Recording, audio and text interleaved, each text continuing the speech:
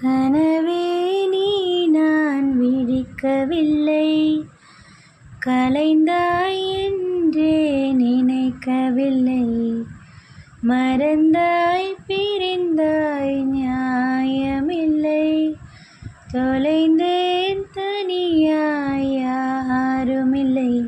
நீ நிஜம்தானா இல்லை நிழல்தானா, பதில் கேட்கிறேன் கிடைக்காதா.